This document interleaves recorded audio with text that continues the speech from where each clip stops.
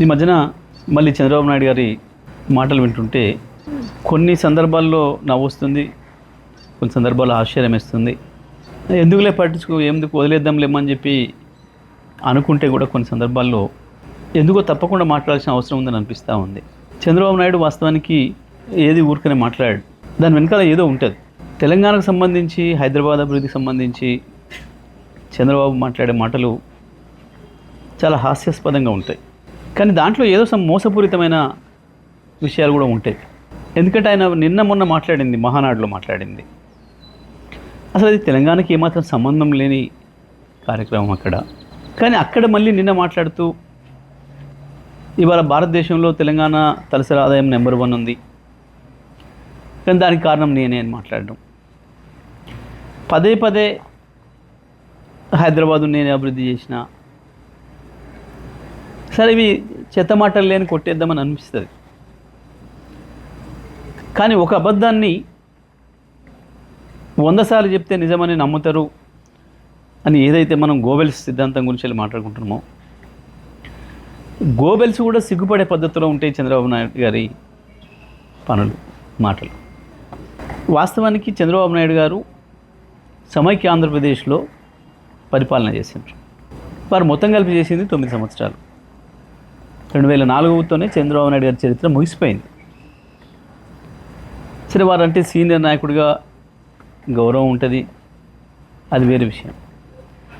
కానీ మాట్లాడే మాటలు విన్నప్పుడు మాత్రం చాలా చిరెత్తుకొస్తుంది. తెలంగాణ వాదులు వాళ్ళదైన పద్ధతుల్లో వాళ్ళు స్పందిస్తున్నారు సోషల్ మీడియాలో. మిత్రులు, నిజమే, కొన్నిసార్లు వాళ్ళు పెడుతున్న పదాలు, వాళ్ళు వాడుతున్న పదాలు చూస్తే కూడా కొంచెం బాధ అనిపిస్తుంది. అంత హార్ష్గా ఎందుకు మాట్లాడుతున్నారు మా వాళ్ళు అని. కానీ మీలాంటి వాళ్ళకు అదే సరైందేమో అనే భావన వచ్చేటట్లు ఉంది మీ ప్రవర్తన. ఎందుకంటే 2004లో మీరు దిగిపోయిన నాటికి సమైక్య ఆంధ్రప్రదేశ్ది తలసరి ఆదాయం 25,900, 26,000 లోపు. ఇక ఆ తర్వాత మీకు పరిపాలన సంబంధం లేదు. 2014లో మీరు ఆంధ్రప్రదేశ్ని 5 సంవత్సరాలు పరిపాలించారు. కేసీఆర్ గారు తెలంగాణ పరిపాలించాడు 2014 నుంచి 23 వరకు. మొత్తం భారతదేశంలో ఏ రాష్ట్రంలో రానటువంటి యొక్క అభివృద్ధి ఒక్క తెలంగాణ రాష్ట్రంలోనే వచ్చింది. ఈ రంగం ఆ రంగం అని కాదు, ప్రతి రంగంలో అభివృద్ధిలో ఆకాశంలోకి దూసుకుపోయింది తెలంగాణ. 5 సంవత్సరాలు మీరు అక్కడ పనిచేసిండ్రు ఆంధ్రప్రదేశ్ ప్రత్యేక ఆంధ్రప్రదేశ్ ముఖ్యమంత్రిగా. అక్కడ పెరగలే ఆ పద్ధతుల్లో తలసరి ఆదాయం.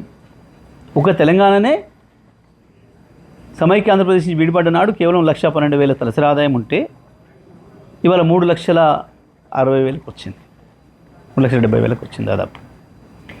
ఇవాళకి కూడా నీ ఆంధ్రప్రదేశ్ తలసరి ఆదాయం 2.5 లక్షలే.